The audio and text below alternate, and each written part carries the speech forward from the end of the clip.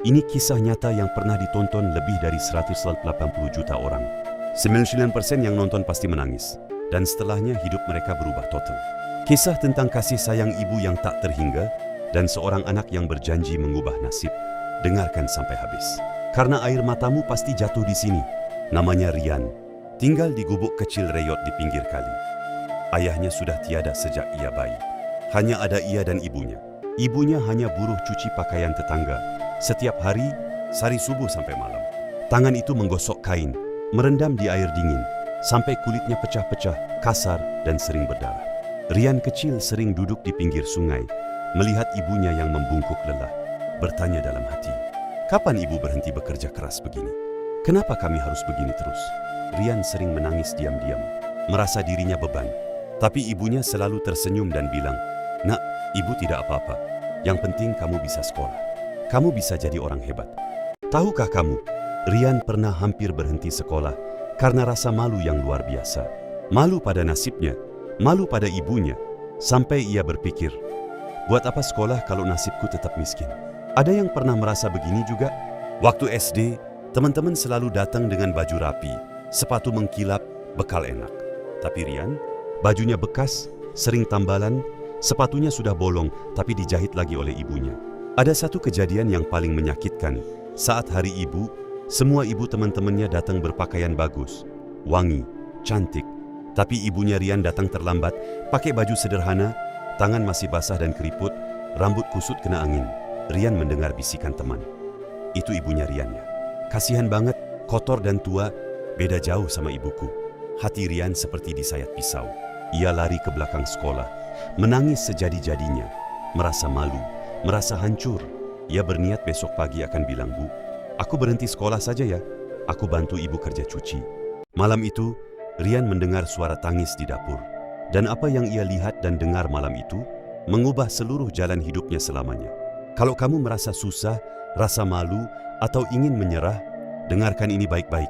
Malam itu, Rian terbangun haus.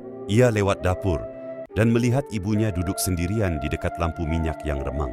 Ibunya sedang memegang sepatu Rian yang bolong, menjahitnya kembali. Air mata jatuh membasahi tangan ibunya yang penuh kapalan dan luka. Ibunya berbisik sendiri, tapi cukup terdengar oleh Rian. "Ya Allah, maafkan ibu ya, nak. Ibu tak bisa belikan sepatu baru. Ibu tak bisa kasih yang enak. Tapi nak, satu-satunya harta yang ibu punya, cuma doa dan pengorbanan ini. Ibu rela hancur badan ini, rela tangan ini hancur. Asalkan kamu nanti jadi orang hebat, bisa hidup enak, tak perlu susah seperti ibu. Nak, kamu harus sukses ya demi ibu, demi masa depanmu." Rian menangis terseduh-seduh di balik dinding. Ia sadar, rasa maluku ini belum sebanding dengan rasa sakit ibuku demi aku. Ia berjanji dalam hati paling dalam, "Ibu, maafkan aku. Mulai hari ini, aku tak akan pernah malu lagi. Aku akan berjuang mati-matian, supaya suatu hari nanti, aku bisa mengganti semua air mata ibu dengan kebahagiaan yang luar biasa." Sejak hari itu, Rian berubah jadi manusia paling rajin di dunia. Teman-teman mengejek, tetangga meremehkan, tapi Rian punya satu senjata yang tak dimiliki siapapun, doa ibu.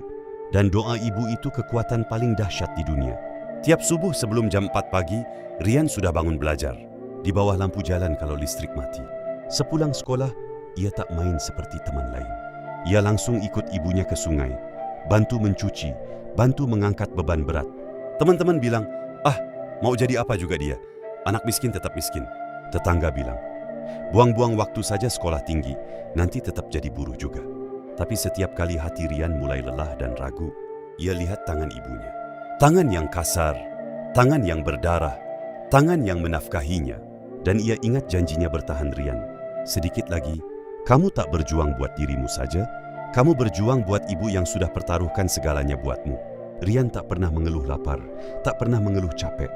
Ia tahu, lelahnya belajar itu jauh lebih ringan daripada lelahnya ibunya mencuci seumur hidup. Bertahun-tahun berlalu, kerja keras, air mata, dan doa itu tak sia-sia. Saat surat itu datang, seluruh desa menangis haru. Dan momen saat Rian memeluk ibunya adalah momen paling mengharukan yang pernah ada di dunia ini. Hari pengumuman tiba. Rian diterima di Fakultas Kedokteran Universitas ternama dengan beasiswa penuh. Tak ada uang, tapi Rian takkan berhenti. Ia kuliah sambil berjualan koran, jaga warung, apa saja dikerjakan. Tidur cuma 2 jam sehari. Dan akhirnya, 6 tahun berlalu, hari wisuda tiba. Rian berdiri di sana, pakai jas dokter, bergelar Dokter Rian. Ia memanggil ibunya yang duduk di kursi paling belakang. Sederhana saja. Rian berlutut di depan semua orang, memegang tangan ibunya yang masih kasar itu, menciumnya berkali-kali sambil menangis sejadi-jadinya. Ibu, lihat anak ibu sekarang. Ibu lihat kan, semua keringat dan air mata ibu dulu, sekarang sudah jadi hasilnya. Maafkan Rian yang lama bikin ibu susah. Sekarang giliran Rian yang bahagiakan ibu seumur hidup. Seluruh hadirin menangis tak kuasa menahan haru. Teman yang dulu mengejek, menunduk malu. Tetangga yang meremehkan, diam 1000 bahasa, karena Rian membuktikan nasib miskin itu bukan warisan, itu hanya sementara. Kisah Rian bukan cuma cerita, ini kisahmu juga. Di luar sana, ada orang yang diam-diam berkorban nyawanya demi kamu. Sebelum kamu menyerah, ingat video ini. Ingat tangan kasar ibunya Rian ini.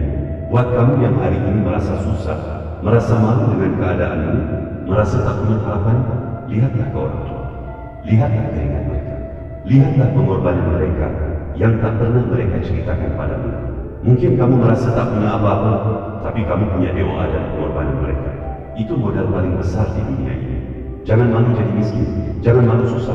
Yang memalukan itu, kalau kamu menyerah dan tak mau berjuang mengubahnya. Ingatlah, susah itu cuma sementara. Tapi penyesalan kalau kamu gagal membahagiakan mereka, itu selamanya. Kamu lelah, istirahatlah. Kamu sedih, menangislah. Tapi tolong, jangan pernah berhenti berjuang. Karena suatu hari nanti, kamu akan berlutut di depan mereka dan bilang seperti ini, Bu, Pak, lihat anakku sekarang. Berkat pengorbanan kalian, aku berhasil. Terima kasih untuk segalanya. Berjuanglah demi mereka yang diam-diam berkorban seumur hidup buatmu. Apakah sekarang kami siap berjuang untuk masa depan yang cerah seperti ini? Rian tulis di komentar aku siap.